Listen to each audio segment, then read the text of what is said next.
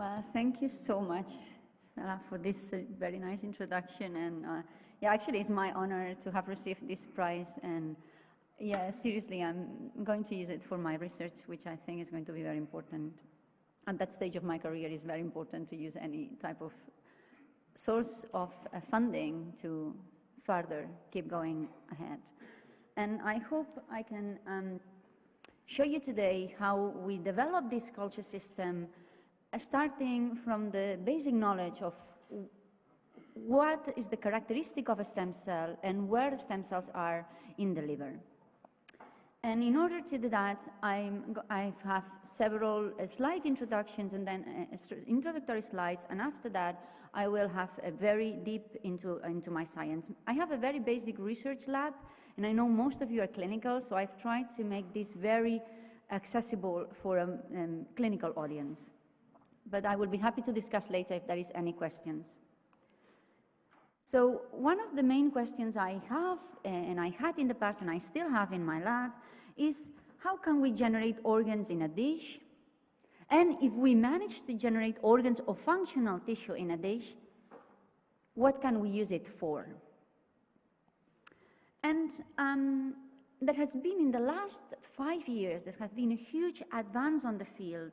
And you can now establish functional tissue or partially functional tissue from several organs. And the important bit I want to clarify here is that there is different sources of starting material. You can start, oh, sorry, I think I made a mistake with this. Okay. You can start with embryonic stem cells or induced pluripotent stem cells. This is not the work of my lab, but it is true that many labs, starting from José Casasay as a pioneer, and Jürgen Noblick, they have managed to develop optic cap, retina, ex vivo in culture. They have managed to develop cortical plate in culture, like brain organoids from Jürgen Noblick. And also stomach and intestine have been developed by James Wells and Jason Spence. But we can also start from adult tissue stem cells. I'm having trouble with this. From adult tissue stem cells, and this is where my lab is focused on. So just as I was mentioning, you can start organoid cultures, or you can generate organs in a dish starting from embryonic stem cells. This allows you to study development. This allows you to study congenital disease, because these cultures faithfully reproduce the developmental stages for the different type of organs, for instance, for the stomach, for the intestine, also for liver bud. But I'm interested on adult tissue stem cells. This means from any of us that we are sitting here today, all our organs contain either stem cells, progenitor cells, or cells that have the capacity to acquire this stem ability. And my award was given because of the generation of adult liver organoids, or ex vivo functional tissue that derives from the adult liver. But I want to show you how we got there. And we got there from studying small intestine and stomach and developing intestinal and stomach organoids. And I will just give you a bit of introduction into that and how we got to the liver organoids. So the intestine is a very interesting organ because actually from all of us sitting here today, our epithelium is completely renewed every week.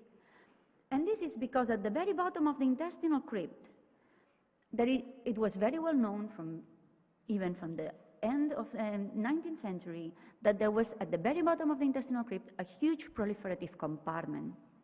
This proliferative compartment fuels for all of these cells that need to be produced every day, and they are shed into the lumen.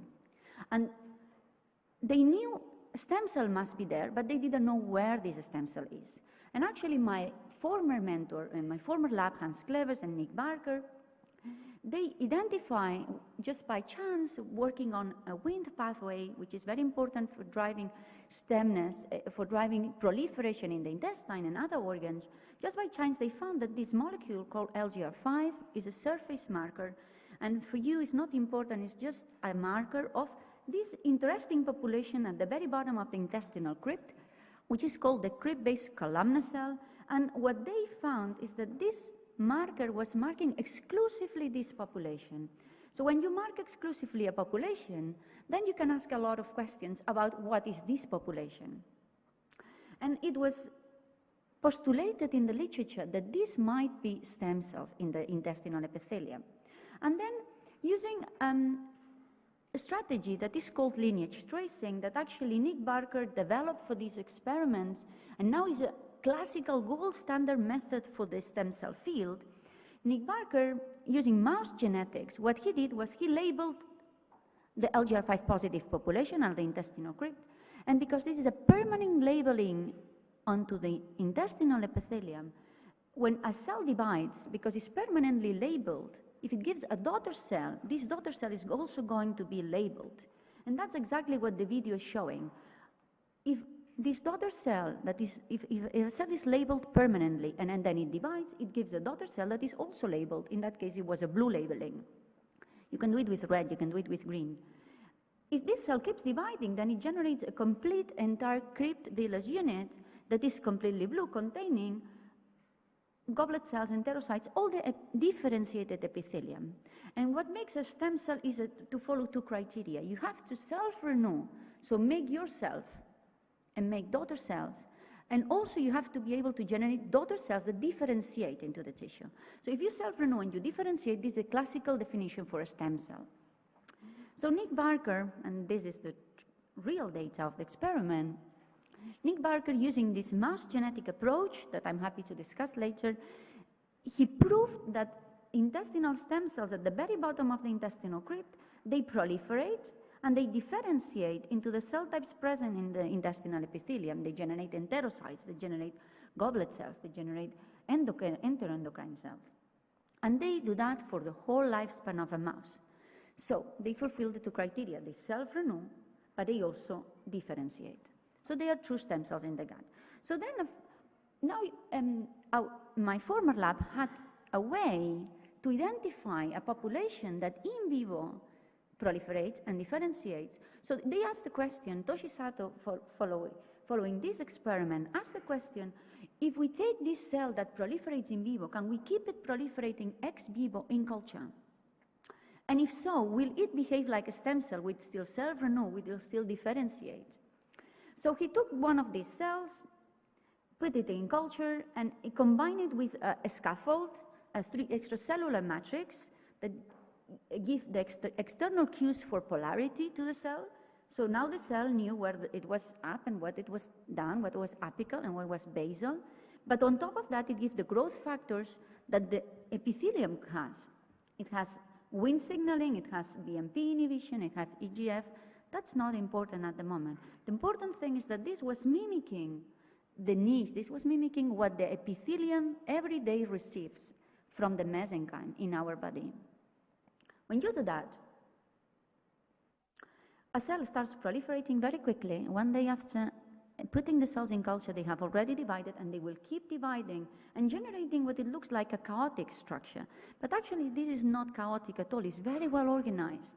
Here you have the crypt domain, and here you have a villus domain. And if we look at the histology of these structures, what you can see is it resembles very well the crypt domain surrounding a central lumen.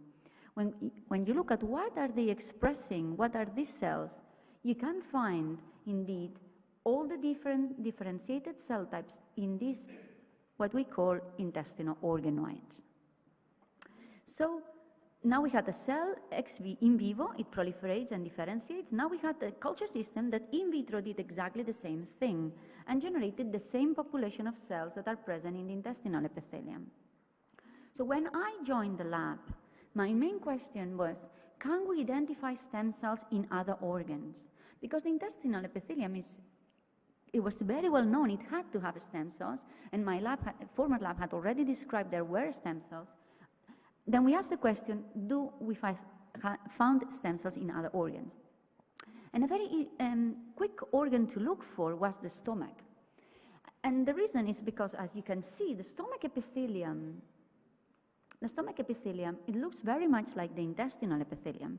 It has it has a gland domain, and at the bottom of the gland domain, actually Karam and Leblanc, Karam is a gastroenterologist from UAE. When he was, I guess, postdoctoral researcher with Leblanc, one of the most important stem cell biologists in my field, they already described that the stem cells must be at the gland domain, at the bottom of this gland domain. But they didn't know where to find them within this, because we had this beautiful Algae R5 model. We asked the question, does Algae R5 also mark stem cells in the stomach? And then together with Nick Barker, we did these experiments, and indeed, using again this lineage tracing approach I told you before, indeed we found that Algae R5 marks a stem cell population in the stomach. The cells will continue proliferating and will differentiate into all the stomach epithelium and different cell types within the stomach epithelium. Then I asked the question, okay, now we have again a marker for a population that proliferates in the stomach. Can we take this proliferative population, put it in culture, and expand it ex vivo in culture? And it was not that obvious what we needed to add to the culture, but after 6 months of trial and error and reading about developmental biology on a stomach, reading some of Karam's papers, reading some of classical developmental biology, I found that when you combined FGF signaling and you combined Wnt signaling to the already Wnt high signaling, you can isolate these Algae R5 positive cells from the stomach, put them in culture, and they will generate, again, self-renewing structures. So the cells will start dividing, they generate these cystic structures, and as you can see, they generate this very beautiful glandular-like domain surrounding a central lumen, Algae R5 located at the very bottom of the gland domain, as it is on the in vivo. This is in vivo, this is in vitro, and you can see very much how they resemble. We also looked for the differentiated cell types, and we also did find them there. So this is how we got to this question. So now we had a culture system that allowed us to expand cells that in vivo also expand. But what about organs where the cells do not expand normally?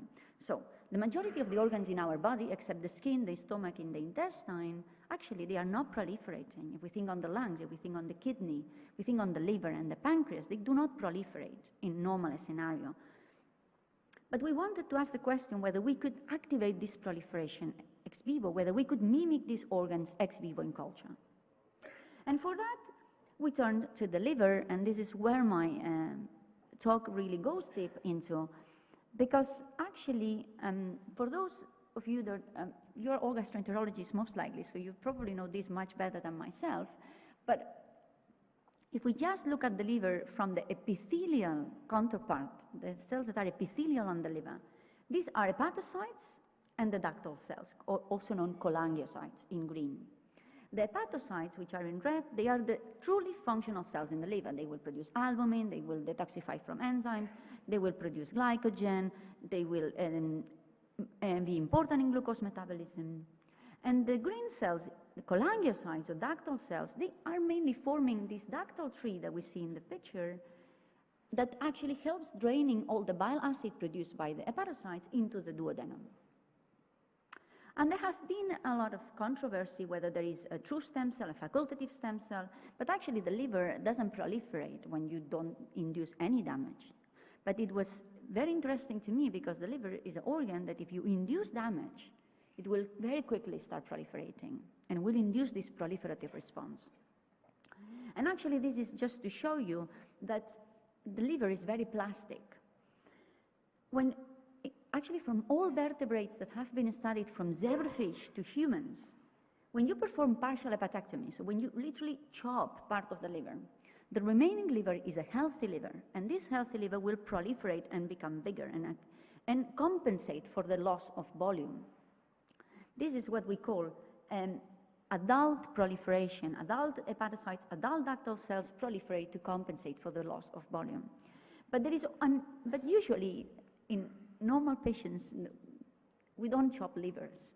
What happens usually is that the reason they have liver injury is because there have been a toxic damage to the liver. And most of the patients that you will see in your clinics, they arrive to to you with acute or chronic liver damage. And this acute and chronic liver damage, 90% of the times, goes along with this incapacity of the ductals of the hepatocytes to proliferate. The hepatocytes cannot proliferate anymore, and that's why they are in end-stage liver disease, or they have a chronic liver disease, or they have acute liver disease. But in that case, what happens is that the liver pulls from all the cell sources that it can to try to regenerate the tissue. So you get progenitor or the differentiation from the ductal cells. Even stellate cells have been said that they can do the job in order to again compensate for the loss of volume of tissue, and then you get hepatocytes and ductal cells again being produced by a progenitor stem cell-like cell. And when I started to study the liver in my former lab, we had this beautiful Algae R5 mouse model I just showed you, and then we asked the question, if we induce liver damage specifically, in that case using carbon tetrachloride is a classical mouse model to induce liver damage, or DDC, which is another toxin that you give to the mice to induce a specific liver damage. Obviously, we don't do that to humans, but humans can because they have got alcoholism or they have got paracetamol damage into their livers. That would be mimicking paracetamol or alcohol damage into the liver. When you give this to the mice, what we saw is the appearance of this, now labeled again in blue, this Algae R5 positive population that proliferates and differentiates into hepatocytes and into ductal cells. And what it was beautiful of this is that now we had a marker for a population that proliferates when you induce damage regeneration response. So now we could ask the question, if we isolate the cells that now proliferate, can we grow them ex vivo in culture in the Petri dish? And that's what this experiment was about. So here we took a mouse, we induced damage to the mice, and then into the liver specific, and then we took this Algae R5 positive population because we could see them because they were blue, and we put them in culture. And when we combine a specific set of growth factors, which involved FGF signaling and Wnt signaling, what we observe is that the cells quickly start proliferating, and they generate these cystic structures that we call, at that stage we even don't call them yet organoids, because all the cells at day 5, they are still very similar, but as soon as the culture starts dividing and progressing, you get this beautiful kind of cauliflower-like structures, which actually is a 3D structure, single-layer epithelium, as you can see here, single-layer epithelium of ductal cells. So this is like the ductal compartment of the liver, single-layer epithelium of ductal cells, cuboidal cells, very tiny cells that surround the central lumen. We can split them like a cell line, so we can break them, and each piece will generate a new structure. So with this, what I can tell you is that you can start with one cell, but because you make these organoids, and each piece of organoid will make more organoids, from one cell, we managed to generate 1 million of cells in a month. More interesting, when we swap the culture conditions, this cuboidal epithelium turns into this polygonal shape epithelium. So the cells are no longer like a cuboid, but they are polygonal like an hepatocyte. And they start expressing albumin, they start expressing the markers of the hepatocyte fate. But expressing a marker doesn't make you a functional cell. So we asked the question, oh, I missed that. Yes, sorry. So we also asked the question, can we generate these organoids from a healthy liver? Because I had told you that we had started from a mouse, damaged liver. Can we start from a healthy liver? And actually the answer was yes. And the answer is yes, because what we believe it happens is that we take a liver, and when we dissociate it to get the ductal tree, to get the ductal compartment out, we are actually inducing damage to these cells. What we are doing is, imagine you have a tree, and then the leaves of the tree would be the hepatocytes, and the branches of the tree is this ductal compartment. If you peel off the leaves, you're telling the branches there is no more leaves. If you peel off the hepatocytes, if you kill the hepatocytes, you're telling the branches there's no more hepatocytes. So let's proliferate. And that's what they do. And that's what happens in vitro. When we isolate ductal cells from the liver, and put them in culture, you can see that they generate these very similar 3D structures that we can expand ex vivo, we can expand in the Petri dish, in culture, for many, many months. And when we looked at their expression profile, when we look at their protein profile, they look exactly the same as the ones that were derived from the damaged livers. So now we had a system that allowed us to expand also healthy liver tissue ex vivo in culture from a mouse.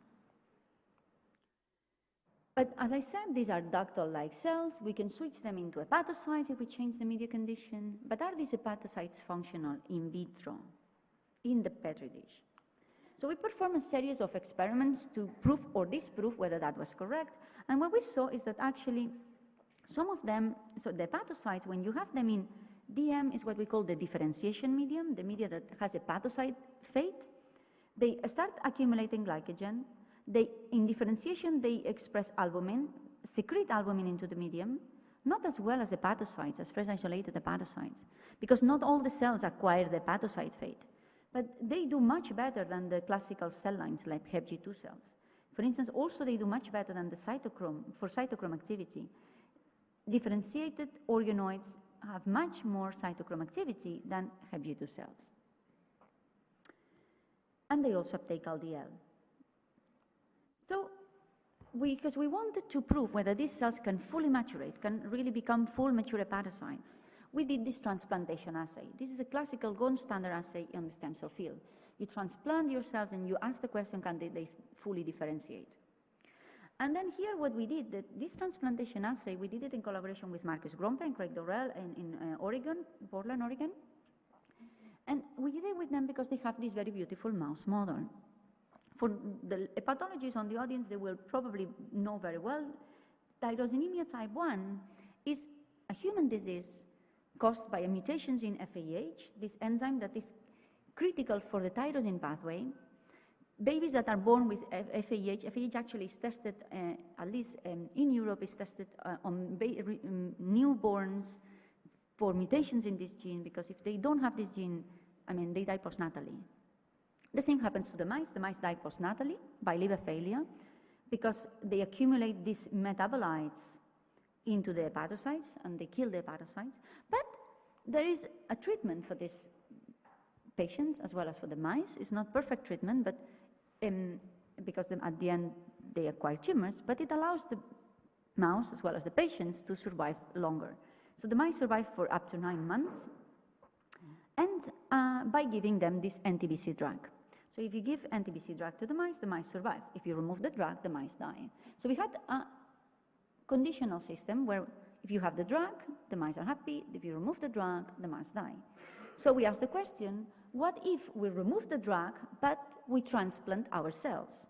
So we took one single Algaille R5 positive cell, we expanded it as much as we wanted. We could have done this with ductal cells, not necessarily to be done with Algaille R5 positive cells. The important thing is that we expanded as much as we needed, so we were injecting 800,000 cells per mice, and we did 20 mice, so that gives you an idea of the expansion potential. 20 times 800,000 cells, and we differentiated them into these hepatocyte-like cells, and when they partially differentiated, we transplanted them into the FAH mutant mice. So our cells were wild type for FAH, they had FAH, and if they would maturate, they should express very good FAH. But the mice was mutant for this protein, and then we removed the drug. So we put the mice to become sick, and we asked the question, can our cells recover part of the function of the liver? The first thing we did was to check FAH expression on the mutant background of the mice, and we detected that 1/4 of the mice indeed got grafts, like this one, that were around 1% of the liver volume. These grafts allow the mice to survive longer than the mice that didn't get any graft, but obviously, at the end, they died because if you only recover 1% of the liver volume, you cannot rescue the phenotype.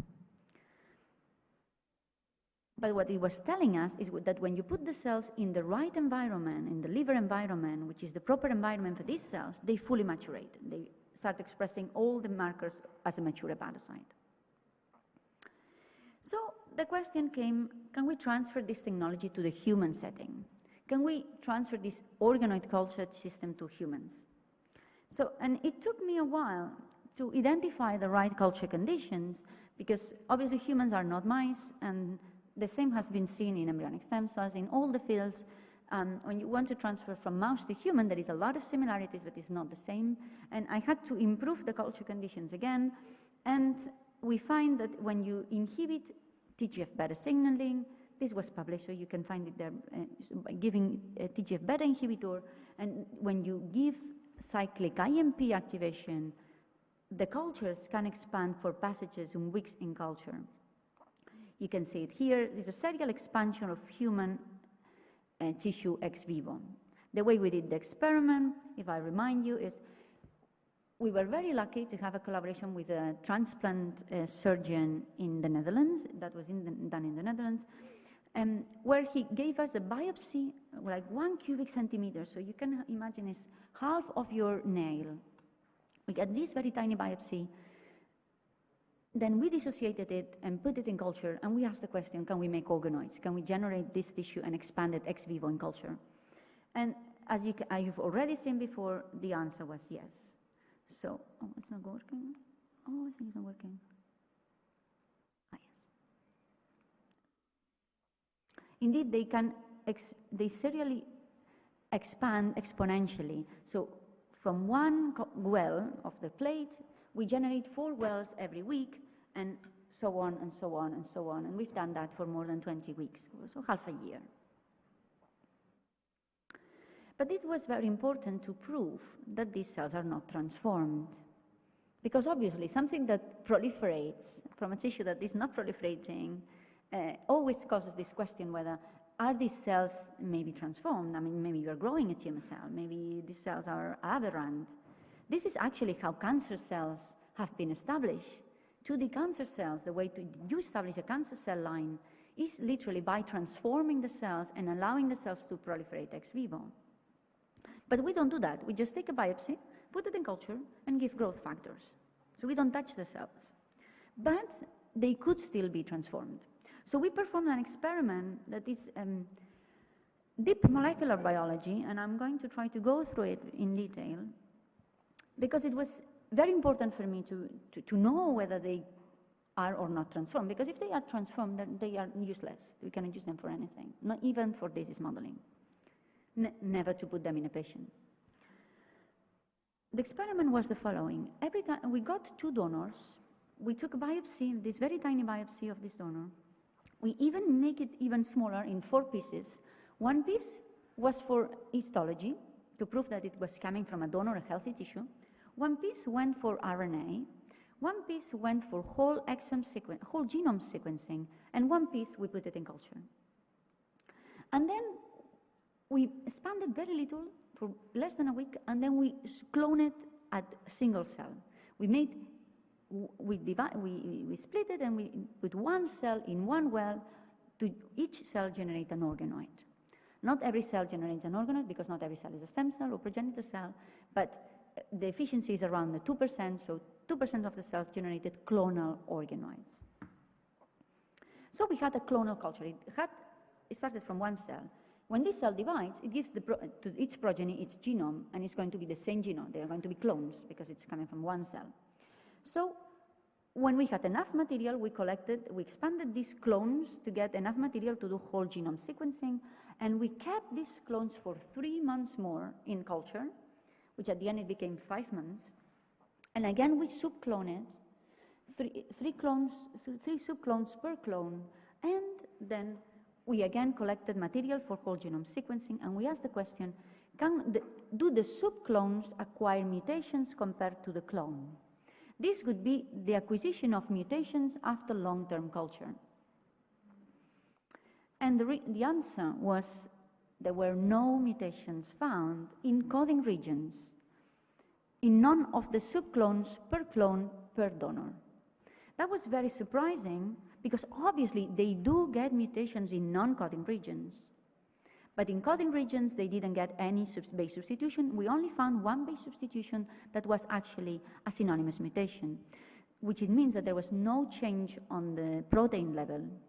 indicating that actually this culture system faithfully maintains the genetic stability of the cells in vitro in culture.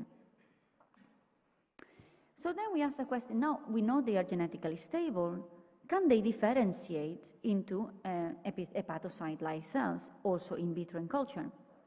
And actually, as we had seen for the mouse, we saw exactly the same thing for the human organoids. The human organoids, they indeed differentiate, they start expressing albumin, they express zonooccludens. I think it was mentioned yesterday, zonooccludens to be one of the proteins for hepatocytes. This is classical tight junction, that only hepatocytes expressed in the liver, other cell types in the body, but in the liver is only hepatocytes, and it makes the canaliculi. And what we saw is, again, this change from this cuboidal epithelium to this polygonal shape epithelium. Cells start expressing albumin and cytochromes, which are classical hepatocyte proteins, but not only express them, but they also secrete albumin into the medium. They have cytochrome activity very similar to the normal liver tissue. They even metabolize midazolam. Midazolam is a drug. It metabolites by glucuronidation into the liver, and our organoids, they also, when they are differentiated, they also metabolize midazolam. They even produce bile acid into the media, and they also, like the mouse ones, they also uptake LDL. So they retain some of the functions of the liver cells in vitro in culture after differentiation. So now it comes to the interesting part, probably for clinicians, what we can use them for. Because they look like modeling liver tissue in vitro, in culture, but what can we use them for? And we can think of many applications. I'm going to show you 3 applications.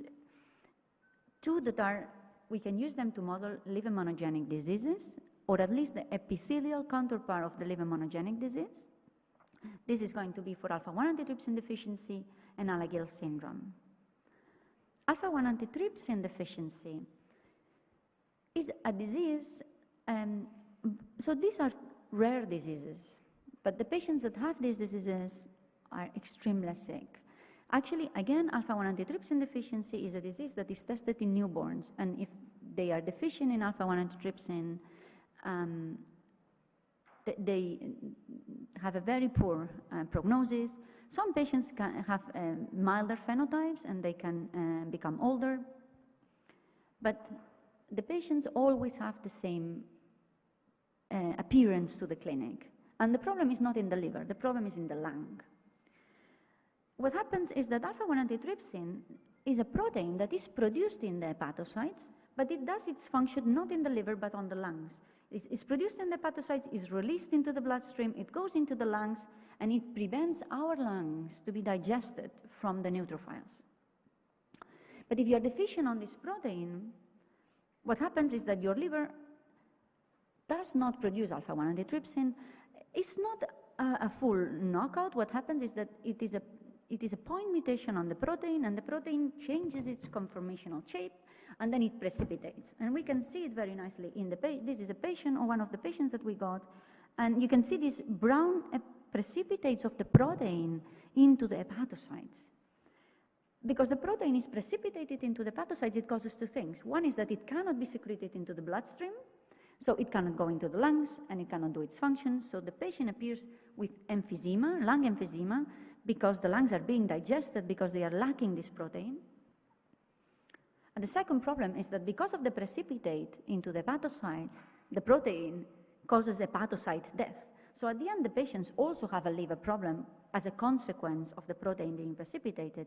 And these patients, all of them have to go through a liver transplant.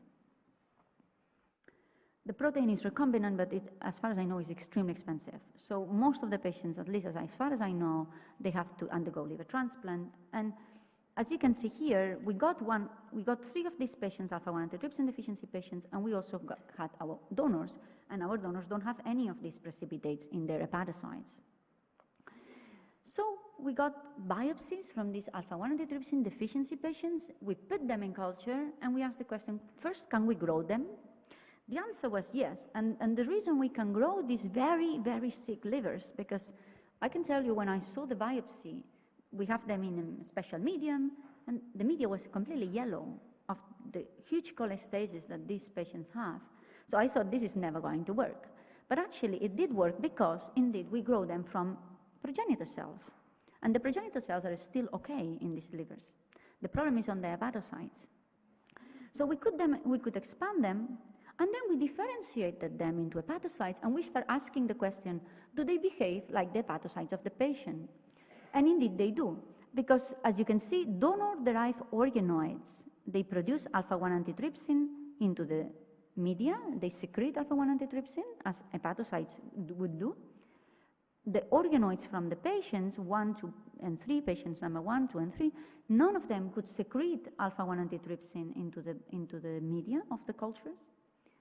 They could not inhibit elastase, while the supernatant could, because obviously there was alpha-1 antitrypsin active protein in the supernatant.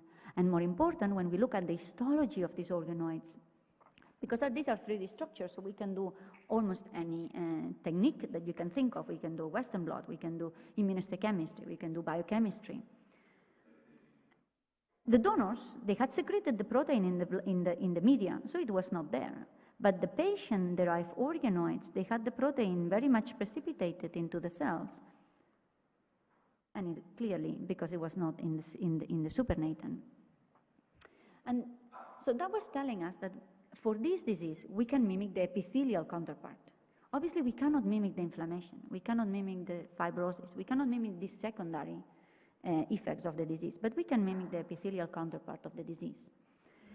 And at least we believe that this could help as a platform to maybe test drugs that could facilitate that this protein doesn't precipitate, and it could be used as a treatment for these patients.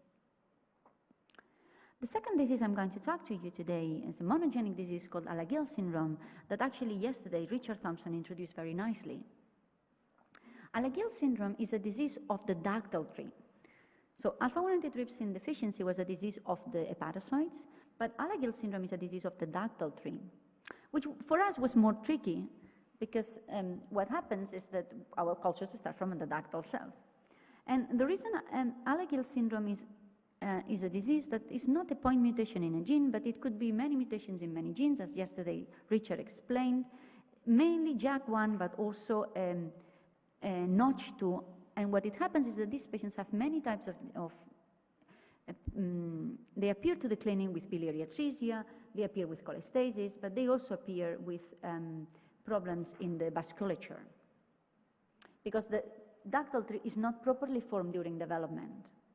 So they cannot release, they do not make this very nice tree to make the ductal, the bile acid into the duodenum.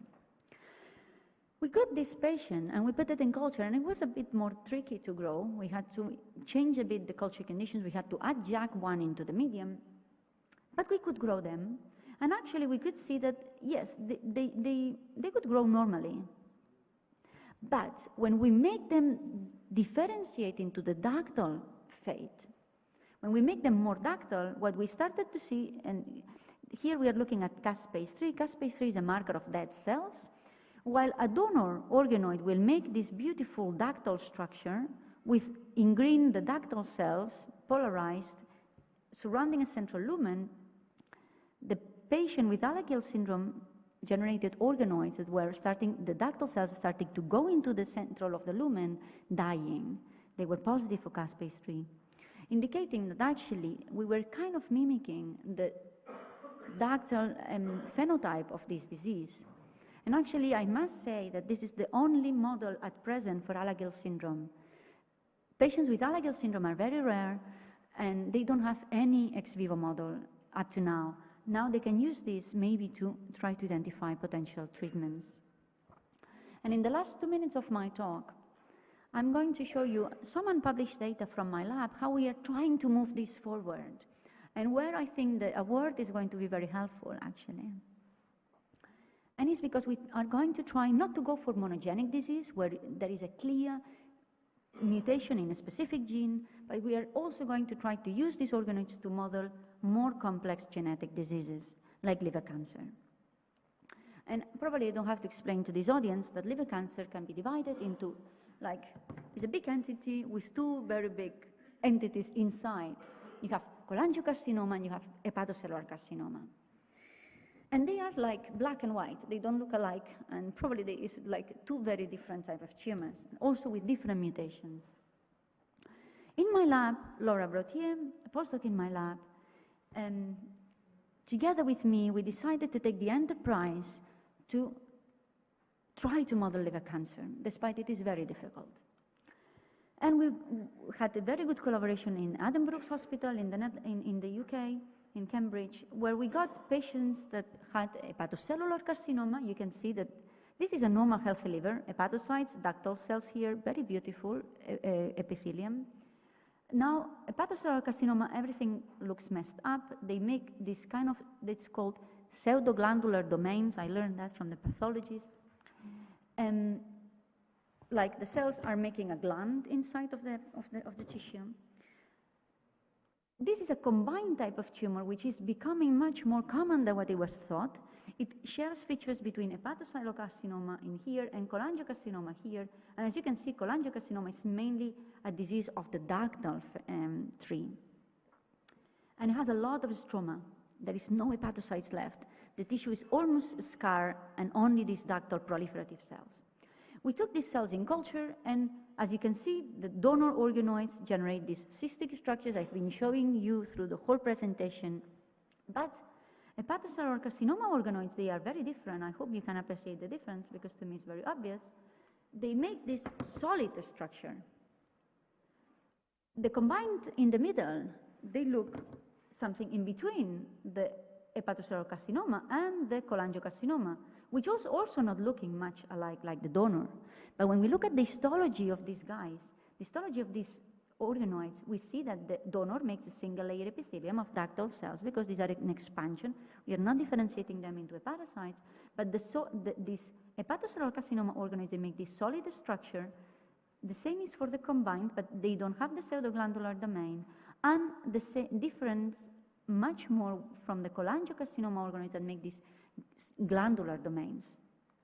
You can see here that we can expand them as much as we want in vitro.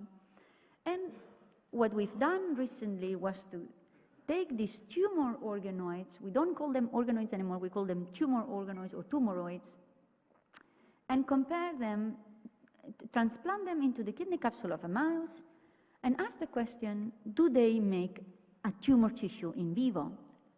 But not a tumor tissue, but a tumor tissue that resembles the original patient tissue. And that's what we saw. These are cholangiocarcinoma-derived cultures. So the ones I just showed you before, cultures that had been expanded for 2 or 3 months in culture, from a cholangiocarcinoma patient, expanded in culture, put them in the kidney capsule of a mouse, and that's after 1 month, that's what we found in the kidney capsule. So as you can see, these are all like glandular domains surrounding a central lumen. We even found this stroma. Now, if I remind you how the patient looked like, this is how the patient looked like. So you can appreciate that it's very similar structure, tissue structure, the one that had from the patient compared to the one that we found in the kidney capsule, derived from the organoids. So this tissue gives rise to organoids that we expanded, we put them in the kidney capsule, and gives rise to still a tumor that resembles very much the original tissue. And this is what my lab is working at the moment. Robert and Gianmarco are helping Laura in doing these experiments. And with that, I really end my talk making a summary of what we've been doing up to now and what I try to convey to you, home take message. You can take tissue from a human or a mouse, either healthy or tumor, so a healthy biopsy or a tumor biopsy. You can expand it in culture. It is genetically stable when it comes from a donor. I don't have time to show you all our data on the cancer organoids. You can expand it in limited in vitro, and then you can use it for several things. One of the things I've shown you is to model 3 types of diseases. And with that, I will end giving an acknowledgement to my lab, Laura brought here, especially Gianmarco and Robert. I would like to acknowledge my former mentor, Hans Clevers, because I did a very good postdoctoral training in his lab, and I could establish all this thanks to his extreme support, and also our collaborators and my funding. Thank you so much for attention.